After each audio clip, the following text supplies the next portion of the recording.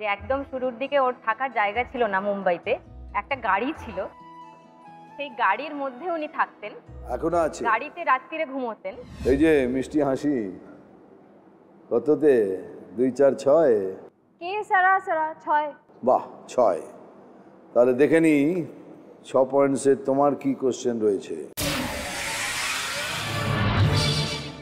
তোমার পদবী দত্ত, এই দত্ত কোন শব্দ থেকে এসেছে?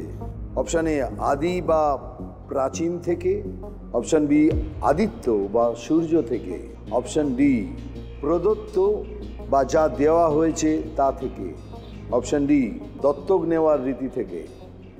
মিঠুন না, আমি আমার পদবিটা এক্ষুনি পাল্টে দিতে চাই।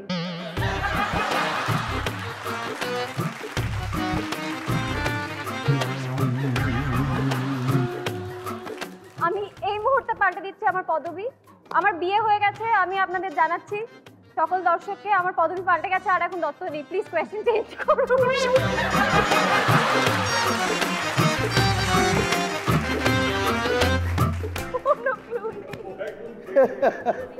This is stunning, absolutely. বলছি আমার পদবী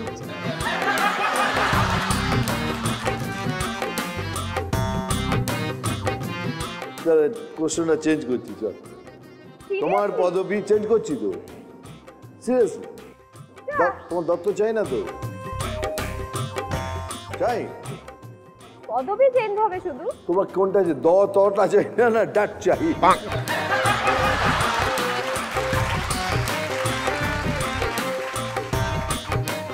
আমি এটা বুঝতে পারছি না কিছু, মানে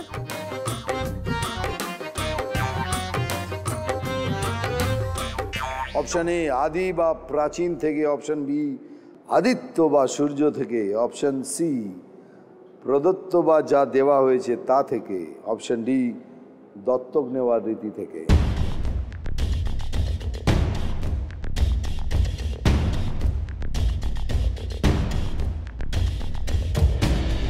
তুমি আমাকে ক্লু দেবে না তো? দিলাম, চোখ কান সব খুলে রাখতে হয়, দিয়েছি। প্রদত্ত বা যা দেওয়া হয়েছে তা থেকে। একটু ভাবো।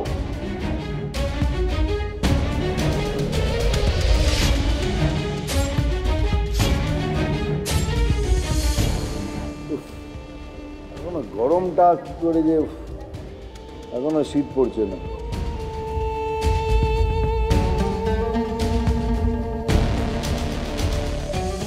আর 10 সেকেন্ড রয়েছে। হ্যাঁ, সময় আছে। সময় বেঁধে খেলা হচ্ছে, আমি সব ঘড়ি দেখছি সবার।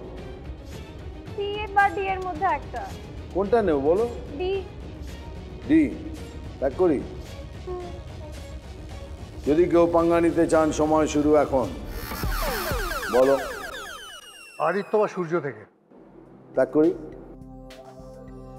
কতবার আর বলবো কে গরম হচ্ছে? আদিত্য বা সূর্য থেকে রাইট আনসার। তুমি আমাকে কোনো ক্লু দাওনি।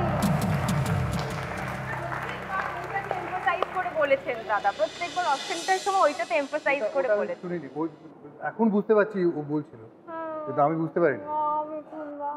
অর্জুন, তুমি একটা শুনলাম এই রবীন্দ্রসঙ্গীতের অ্যালবাম বার করেছো। 7th album. একটা শুনি না। আমি কিন্তু তোমার খুব বড় ফ্যান, জানো তো? কেন বলছি তোমাকে, আমাদের একটা লিনিয়েজ আছে, সেটা তুমিও জানো। আমি গুলজারের অ্যাসিস্ট্যান্ট ছিলাম। এবার কি হলো যে যখন আমি বম্বে যাই, তখন আমি শুনি তুমি মেরাজ সাহেবের একটা ছবি করেছো, সিতারা। সিতারা। এবং আমরা পরবর্তীকালে, আমি তখন 5th অ্যাসিস্ট্যান্ট, মেরাজ সাহেব তখন অ্যাসোসিয়েট ডিরেক্টর। আমি খালি জিজ্ঞেস করতাম যে মিঠুনদা কীরকম কাজ করলো, মিঠুনদা কীরকম ইয়ে। কারণ আমাদের একটা, আর মেরাজ সাহেব খুব ভালো, মানে ভীষণ সুখ্যাতি করতেন। জারিনা ওয়াহাব আর মিঠুন চক্রবর্তী আর গুলজার ভাইয়ের স্ক্রিপ্ট, এবং তাতে একটা গান আছে, আমি শোনাতে চাই। मेरे घर के आंगन में छोटा सा झूला हो, सौंधी सौंधी मिट्टी होगी, लिपा हुआ चूल्हा हो। मेरे घर के आंगन में छोटा सा झूला हो, सौंधी सौंधी मिट्टी होगी, लिपा हुआ चूल्हा हो, ओ थोड़ी थोड़ी आग होगी, थोड़ी थोड़ी आग होगी, थोड़ा सा धुआं,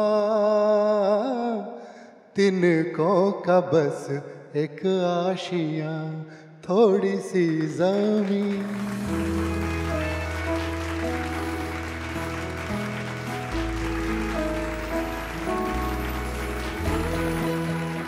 আমার মানে আমি বলতে নেই যে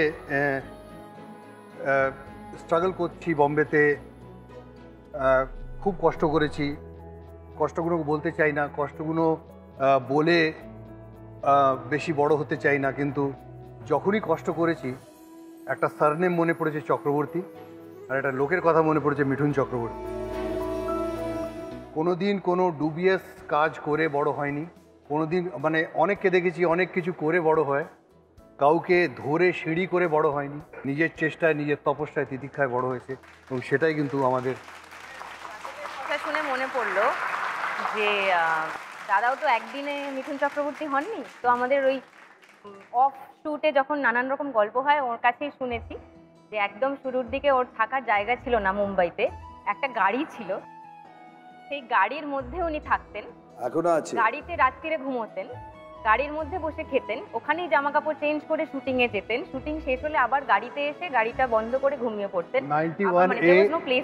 91A কোজি হোম, উপরে গুলজার ভাইয়ের অফিস, ওখান থেকে সামনে দুলাল গোর বাড়িটা দেখা যেত, ওখানে মনে পড়ছে? আমরা খালি ইন্সপিরেশন ছিল যে কেউ বলতো যে এখানে বারান্দায় মিঠুনদা শুত। সেই গাড়িটা এখনো আছে? এখনো সেই গাড়িটা আছে, রেখে দিয়েছে। ওটা বিটল গাড়ি, আমার প্রথম গাড়ি। আমার থাকার জায়গা ছিল না, একটা বন্ধু অলমোস্ট আমার উপর দুলালদার বাড়িতেও ছিলে না তুমি? দুলালদার বাড়িতেও ছিলে বাড়িতে।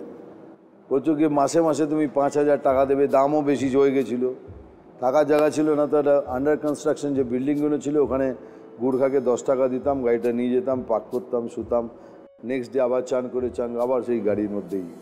ওটা আমার ঘর অ্যাকচুয়ালি, গাড়ি নয়, জন্য ওটাকে বিক্রি করিনি আমি। কিছুতেই বলতে পারি।